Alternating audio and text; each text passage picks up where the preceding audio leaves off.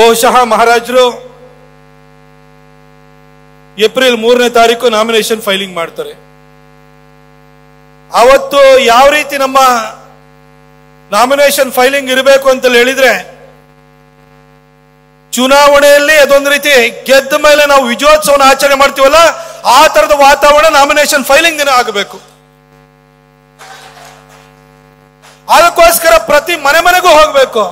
ಅವತ್ತು ಕಾರ್ಯಕರ್ತರ ಜೊತೆಗೆ ಸಾರ್ವಜನಿಕರು ಕೂಡ ಕರೆತರಬೇಕು. ಇದುವರೆಗೂ ನಾವು ಕೊಡಗಿರ್ಬೋದು, ಮೈಸೂರು ಇರ್ಬೋದು, ಎಲ್ಲ ಕಡೆ ಕಾರ್ಯಕರ್ತರ ಸಮಾವೇಶವನ್ನು ಮಾಡ್ತಾ ಇದ್ದೀವಿ. ಯಾಕೆಂದ್ರೆ ಕಾರ್ಯಕರ್ತರು ಹೋಗಿ ಬೀದಿ ಬೀದಿಗೆ ಹೋಗಿ, ಅಕ್ಕಪಕ್ಕದ ಮನೆಗಳಿಗೆ ಹೋಗಿ, ಈ ದೇಶಕ್ಕೆ ನರೇಂದ್ರ ಮೋದಿಜಿಯವರು ಮತ್ತೆ ಪ್ರಧಾನಿ ಆಗಬೇಕು. ಮೋದಿಜಿಯವರು ಪ್ರಧಾನಿ ಆಗುವಂತ ಸಂದರ್ಭದಲ್ಲಿ ಕೊಡಗು ಮೈಸೂರಿನಿಂದಲೂ ನಮ್ಮ ಸಂಸದರಾಗಿ ಯದುವೀರ್ ಮಹಾರಾಜರು ಹೋಗಿ ಮೋದಿಜಿಯವರ ಪರವಾಗಿ ಕೈ ಎತ್ತಬೇಕು. ಅದೃಷ್ಟ ಆಯ್ತು ಅಂತಂದ್ರೆ ಅವರು ಸಚಿವರಾಗಿನೂ ಕೂಡ ವಾಪಸ್ ಇಲ್ಲಿಗೆ ಬರುವಂತ ಅವಕಾಶ ಸಿಗುತ್ತೆ.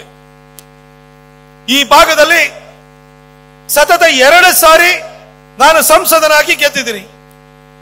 ಈ ಸಾರಿ ಗೆದ್ದಾದ ಕೂಡಲೇ 3ನೇ ಸಾರಿ ಸತತವಾಗಿ ಕೊಡಗು ಮೈಸೂರು ಕ್ಷೇತ್ರವನ್ನು ನಾವು ಉಳಿಸ್ಕೊಳ್ತಾ ಇದೀವಿ ಅಂತಂದಾಗ ಸಹಜವಾಗಿ ನಮಗೆ ಒಂದು ಮಂತ್ರಿ ಸ್ಥಾನ ಇದು ಅಭಿವೃದ್ಧಿ ಕಾರ್ಯಕ್ರಮ ಚೆನ್ನಾಗಿ ನಾವು ಮಾಡಬಹುದು.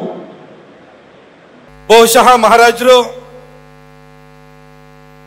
ಏಪ್ರಿಲ್ 3ನೇ ತಾರೀಕು ನಾಮಿನೇಷನ್ ಫೈಲಿಂಗ್ ಮಾಡ್ತಾರೆ.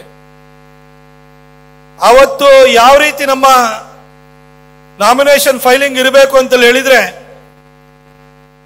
ಚುನಾವಣೆಯಲ್ಲಿ ಅದೊಂದು ರೀತಿ ಗೆದ್ದ ಮೇಲೆ ನಾವು ವಿಜಯೋತ್ಸವನ ಆಚರಣೆ ಮಾಡ್ತೀವಲ್ಲ, ಆ ತರದ ವಾತಾವರಣ ನಾಮಿನೇಷನ್ ಫೈಲಿಂಗ್ ದಿನ ಆಗಬೇಕು. ಅದಕ್ಕೋಸ್ಕರ ಪ್ರತಿ ಮನೆ ಮನೆಗೂ ಹೋಗಬೇಕು. ಅವತ್ತು ಕಾರ್ಯಕರ್ತರ ಜೊತೆಗೆ ಸಾರ್ವಜನಿಕರು ಕೂಡ ಕರೆತರಬೇಕು. ಇದುವರೆಗೂ ನಾವು ಕೊಡಗಿರ್ಬೋದು, ಮೈಸೂರು ಇರ್ಬೋದು, ಎಲ್ಲ ಕಡೆ ಕಾರ್ಯಕರ್ತರ ಸಮಾವೇಶವನ್ನು ಮಾಡ್ತಾ ಇದ್ದೀವಿ. ಯಾಕೆಂದ್ರೆ ಕಾರ್ಯಕರ್ತರು ಹೋಗಿ ಬೀದಿ ಬೀದಿಗೆ ಹೋಗಿ, ಅಕ್ಕಪಕ್ಕದ ಮನೆಗಳಿಗೆ ಹೋಗಿ, ಈ ದೇಶಕ್ಕೆ ನರೇಂದ್ರ ಮೋದಿಜಿಯವರು ಮತ್ತೆ ಪ್ರಧಾನಿ ಆಗಬೇಕು. ಮೋದಿಜಿಯವರು ಪ್ರಧಾನಿ ಆಗುವಂತ ಸಂದರ್ಭದಲ್ಲಿ ಕೊಡಗು ಮೈಸೂರಿನಿಂದಲೂ ನಮ್ಮ ಸಂಸದರಾಗಿ ಯದುವೀರ್ ಮಹಾರಾಜರು ಹೋಗಿ ಮೋದಿಜಿಯವರ ಪರವಾಗಿ ಕೈ ಎತ್ತಬೇಕು. ಅದೃಷ್ಟ ಆಯ್ತು ಅಂತಂದ್ರೆ ಅವರು ಸಚಿವರಾಗಿನೂ ಕೂಡ ವಾಪಸ್ ಇಲ್ಲಿಗೆ ಬರುವಂತ ಅವಕಾಶ ಸಿಗುತ್ತೆ. ಈ ಭಾಗದಲ್ಲಿ ಸತತ 2 ಸಾರಿ ನಾನು ಸಂಸದನಾಗಿ ಗೆದ್ದಿದ್ದೀನಿ. ಈ ಸಾರಿ ಗೆದ್ದಾದ ಕೂಡಲೇ 3ನೇ ಸಾರಿ ಸತತವಾಗಿ ಕೊಡಗು ಮೈಸೂರು ಕ್ಷೇತ್ರವನ್ನು ನಾವು ಉಳಿಸ್ಕೊಳ್ತಾ ಇದೀವಿ ಅಂತಂದಾಗ ಸಹಜವಾಗಿ ನಮಗೆ ಒಂದು ಮಂತ್ರಿ ಸ್ಥಾನ ಇದು ಅಭಿವೃದ್ಧಿ ಕಾರ್ಯಕ್ರಮ ಚೆನ್ನಾಗಿ ನಾವು ಮಾಡಬಹುದು.